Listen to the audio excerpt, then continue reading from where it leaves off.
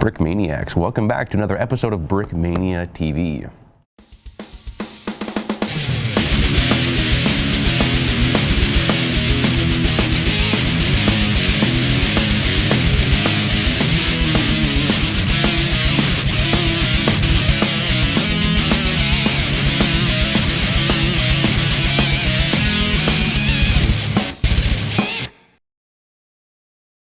Today on Brickmania TV, Cody is going to go over his all-new model, the Messerschmitt Bf 109.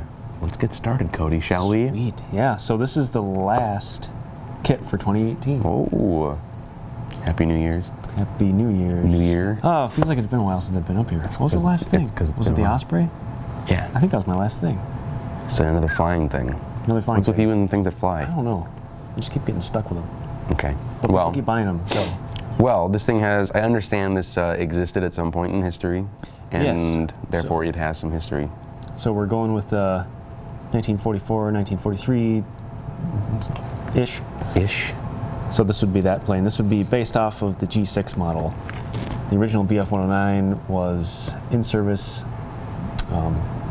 from 1937 and survived all the way through 1945 up to the jet age. Yeah. So it had a very long service length, went through a lot of different variants. So this would be the G6 variant. There are some iconic characteristics of it that make it obvious that this is the G6, and it was one of the most produced variants. Sure. So Combat history. Combat history, it has some. Some. It's all right. Yeah, it was all right.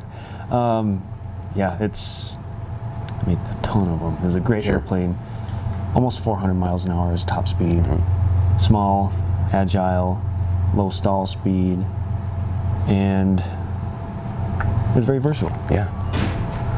So This is a very small airplane, actually, so it compared makes to something you've recently made. Yeah.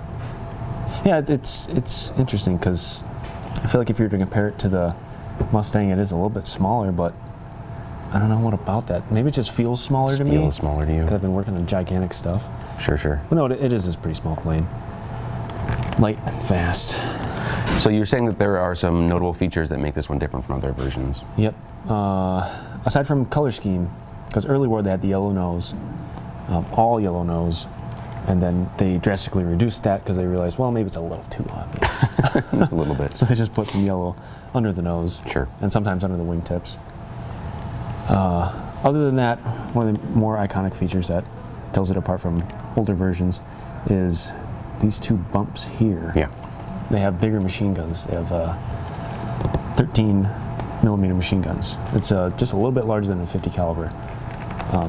Mounted here on top of the cowling. Just sort of simulated with some printing there. Yep. So it's got some bigger machine guns, and of course it has the 20 millimeter cannon in the nose.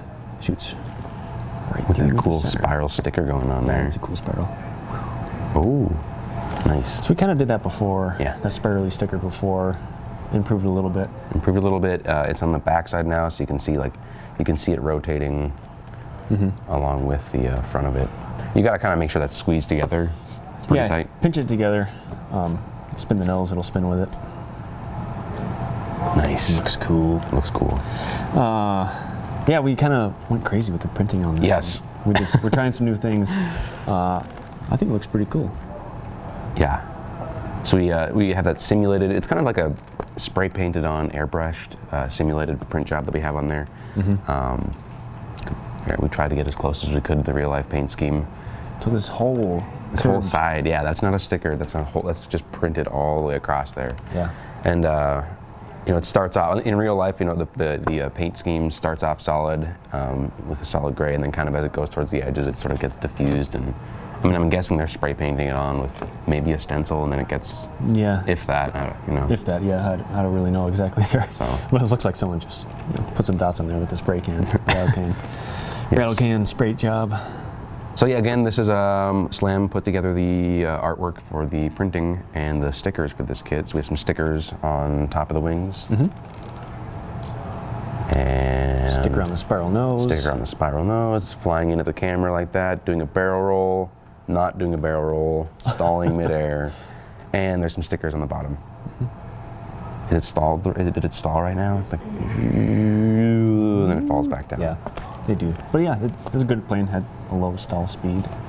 Nice. So that's a tactic that a lot of pilots would use. Is if you know your enemy stalls out before you do, just take it vertical. Just go straight up.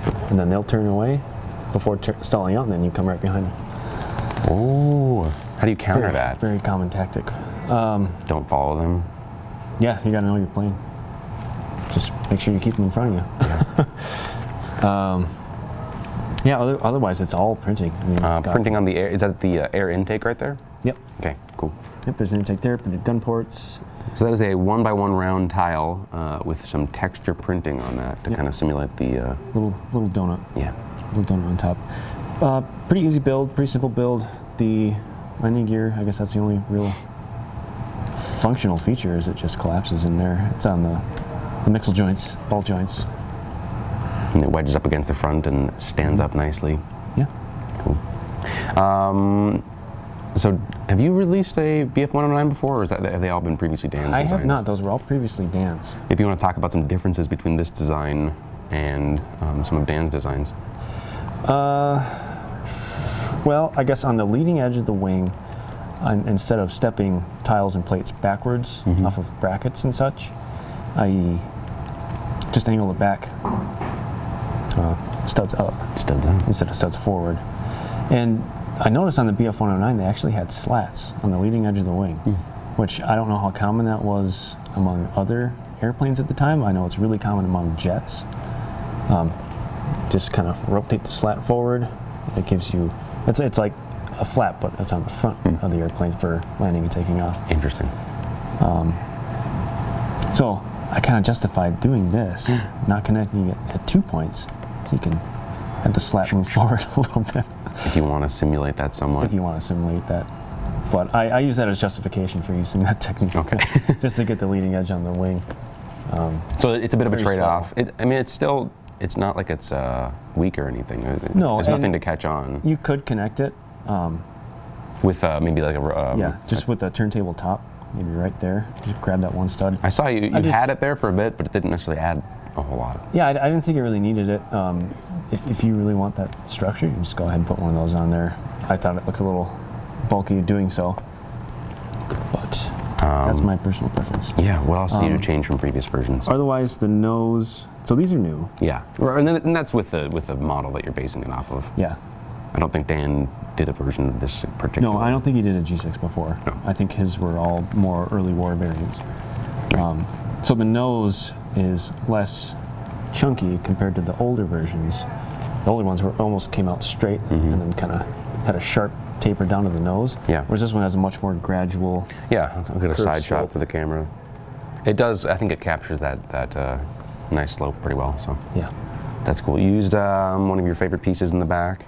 I did. I don't think. Did Dan do that? I don't think it's his favorite piece. Yeah, and that's for good reason. So we could print on that and see how that works out. Yeah. So trying some cool stuff. Oh, is the light glaring? The sun's going down. Oh no, the sun's going down. The light's glaring. You got a good view of it, camera guy? He's shaking his head yes. Okay, cool. Brick built camouflage, nothing out of the ordinary there. And then incorporated, of course, with those printed pieces. Yes. It looks pretty cool. Right on. Let's talk about the figure. Yeah, we can do that. So previously we would normally throw on just a stock Lego minifigure head. We thought we would try something different. And this is simulating that oxygen mask. I believe the company that made those oxygen masks is still in operation today. It's just some interesting history there. And then a lot of companies. Yeah, right. A lot of companies are still in existence. Well, it's just funny. I was looking up oxygen mask. I found the brand name of it back then. I was looking up oxygen mask, and it was all these modern respirators. I was like, well, oh, they're still going. Okay. Yeah, no, that's really interesting. Cool. The goggles are, I don't know, it's a giant word, but it roughly translates to anti-splinter goggles or glasses. And they're kind of got this little bubbly, convex shape to it. Different colors. Sometimes they were amber. Sometimes they chose to do the kind of like a more of a reflected, dark, like a black color, I guess. And then the torso is a slight update of one that you've seen before. It's got, I don't know if the camera can pick that up, but there's a little bit of simulated leather printing in the back. It's kind of, I just printed like black directly on top of black on black? Black on black. So there's a subtle different texture that hopefully looks like kind of like rippled leather. So they're just trying something different. Yeah, So it's really cool. Well, thanks, Cody. You've done that before, though. I've done it. Yeah, I have. Not on this leather particular texture. torso. Right. Not on this particular torso. So trying it here for the first time on this torso. Really cool.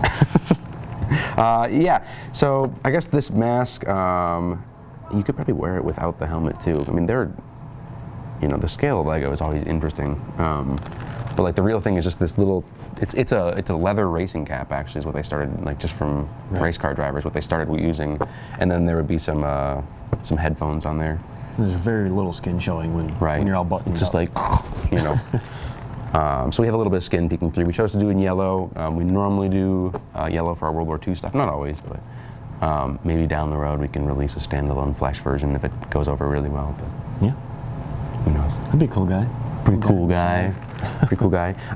Thanks, Cody. Well, you have a cool model. Thanks, man.